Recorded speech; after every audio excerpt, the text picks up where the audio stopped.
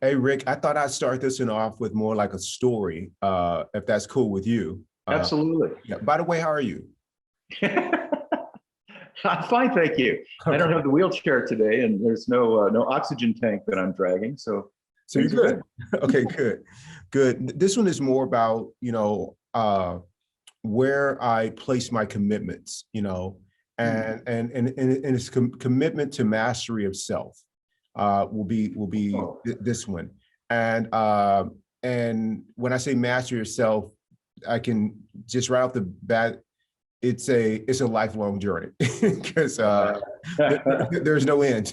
There's no end. You're always working on it. So I thought I'd start with a story, and then I will tell you how I've learned to apply it to a different area of my life. So as a kid, and I think this is true of most of our audience, is that, I mean, all of our audience, we're talented and gifted in different ways. Hmm. And as a kid growing up, I excelled academically in school, and I was pretty athletic. I didn't understand that there were levels to this. And when I talked to my friends who played like, on some great high school team sports teams or collegiate teams, or people that even made it to D1 schools, they talk about with every step to the next level, you meet another athlete who is like even, more talented than you are. How'd This, they do that? I know, right? The same thing that happens academically. Yeah, that's You're true. valedictorian, and then you get into a different fishbowl, and then you're like, oh my God, there's levels to this. Look at this person's, aptitude or their credentials. Like there's levels to it. Well, anyway, when I was in middle school, there was this kid. His name was Roderick Montgomery. We were both about the same talent-wise playing basketball, same talent-wise. And we both talked about when we moved on to high school, and in Tennessee, middle school or junior high went to ninth grade, and then 10th through 12th grade was high school. Well, we're going to be sophomores going into high school. And we set a commitment, or a goal, so to speak, to make the junior varsity team at the high school, which is pretty competitive. And then we were going to, hopefully make varsity our junior and senior year if we worked hard. Well, I lived in a notchbelow that I thought was middle class. I go back to the neighborhood now, and I'm like, oh, that wasn't middle class. That was a notch below. But we were happy, man. So had great childhood friends, so we didn't know the difference. But my friend Roderick lived in a part of town that I knew was impoverished. So right before school got out for the summer, Roderick broke his right arm. It was his shooting arm, for basketball. And so he broke his right arm, and he had a cast on it. And that summer he said, Keith, why don't you come over to my neighborhood and we'll practice and work on our game. And this is Tennessee summer, man, where it's 90, 95 degrees and the humidity is out of control. I'm like, dude, I'm not getting out in that heat. Are you kidding me? And Roderick played his playground outside of his house where they had basketball hoops were blacktop. So it was even hotter. I'm like, dude, what are you kidding me? I'm not getting out there. So the whole summer he got out there, Rick, and he played basketball with his left hand. Like the whole Oh, summer. Yeah. okay. I mean, his His left right hand. hand was casted. Yeah, his right hand was in the cast. Whole left. All he did was shoot buckets with his right, and he would dribble. So we get to school when school starts off in the fall, and they're having tryouts. This guy his right hand's out of the cast now.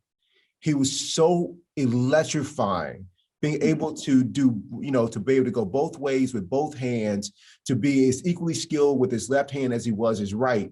He ended up becoming the starting point guard for the varsity team. Here I Wow. am barely making JV. My point was that whole summer, I could have been out there with Roger working on my left hand, working on my craft, working with that. So I took that lesson and I said to myself, I will never be outworked or pass an opportunity to transform a weakness into a strength.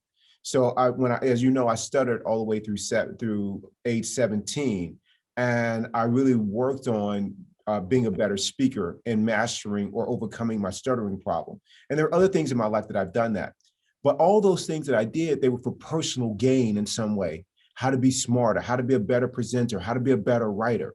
None of it was applied to this lesson I learned from Roger Montgomery. None of it was applied to mastery of self getting leverage over my ego, not judging people, how to be kind, how to be patient and accepting when life or people show up in a way that's not to my liking. You know, how do I deal with difficult situations? Instead of seeing a problem, how do I see an opening? Like I didn't work on that, but eventually I did because I started to suffer too much or more than I could stand anymore. And I was like, I want to apply the lessons that I learned from Roger Montgomery of how do I become a more peaceful person?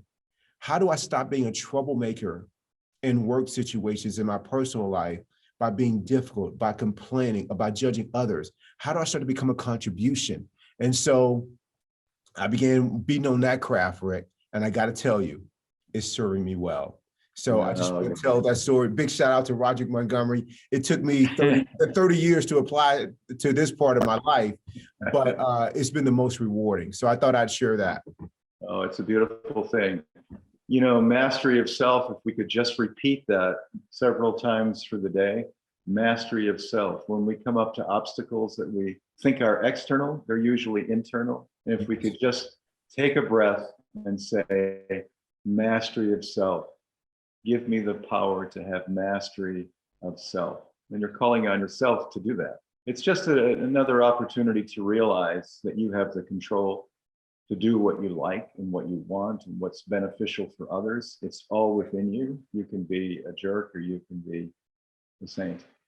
Exactly. So Rick, thank you, man, for letting me take this little podcast to. Love that story. I really love that story. That's great. Thank you so much for sharing it, Keith. Okay, Rick, thank you. I love you. I love you. Adios. Adios.